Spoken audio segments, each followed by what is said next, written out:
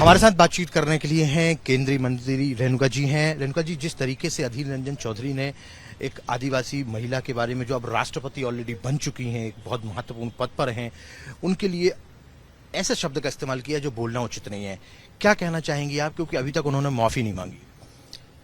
Congress party के लिए हमेशा से आदिवासी वोट बैंक के रूप में उपयोग हुए।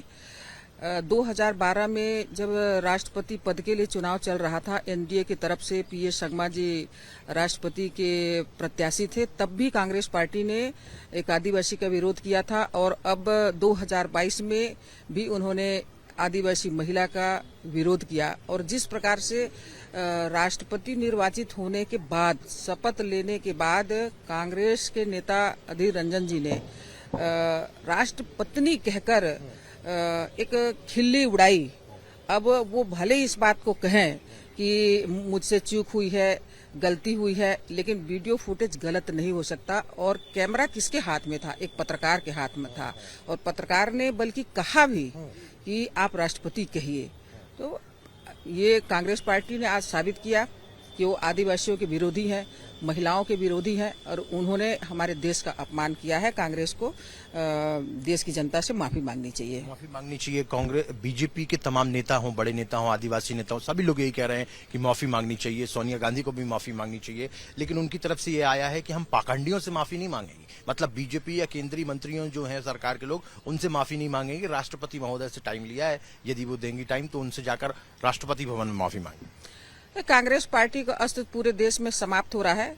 आज देखा जाए, देश में जहां भी चुनाव होते हैं तो रिजल्ट आता है, तो हम लोग ये कह सकते हैं, देश की जनता ही खुद कह रही है, राजनीतिक क्षेत्र में ये बातें आ रही हैं स्पष्ट रूप से कि कांग्रेस एक लोकल पार्टी जैसी हो गई है और अपने हार से ये बौखला गए हैं और अनाप शनाप इस प्रकार की बातें कर रहे हैं।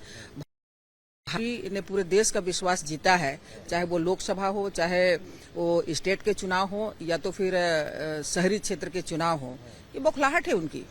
पहले भी कई इस तरीके के बयान आ चुके हैं। प्रधानमंत्री के लिए इस तरीके की शब्दावली का इस्तेमाल किया जाता रहा है, केंद्रीय मंत्रियों के लिए किया जाता है, आरएसएस के लोगों के लिए किया जाता रहा है, और अब तो राष्ट्रपति के लिए भी इस तरीके के अब शब्द का इस्तेमाल कांग्रेस पार्टी के अलग अलग नेता करते रहे हैं। देखिए, कांग्रेस पार्टी पे कोई संगठन नहीं है, कोई अनुशासन नहीं है।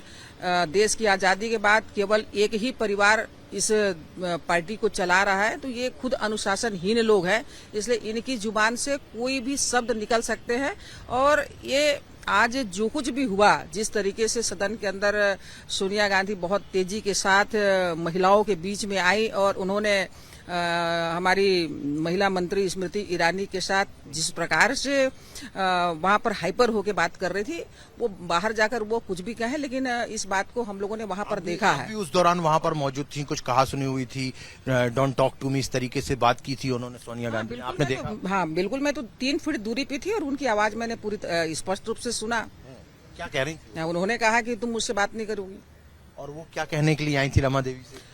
वो रमा देवी से ये कह रही थी कि ये लोग मेरे खिलाफ नारा क्यों लगा रहे हैं, मैंने ऐसा कुछ क्या किया है। तो उन्होंने कहा कि आप कांग्रेस पार्टी की अध्यक्ष हैं और आपके पार्टी के नेता ने महामहिम के खिलाफ जो टिप्पणी की है, तो सदन के लोग आपसे माफी मांगने के लिए कह रहे हैं। इस पर वो बौखला गई कि मैं क्यों माफी मांगूंगी। उसके बाद स्मृति जी बीच में आकर कुछ बोल रही थी। हाँ, स्मृति ईरानी जी फिर जब कुछ बोल रही थी, उन्होंने कहा कि मुझे तुमसे बात नहीं करना है।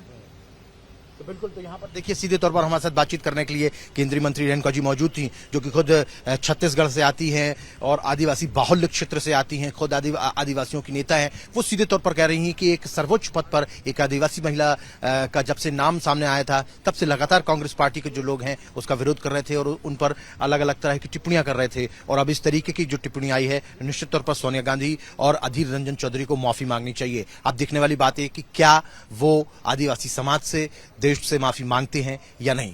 वीडियो न्यूज वकार के साथ Himanshu Tiwari, Republic media network Delhi.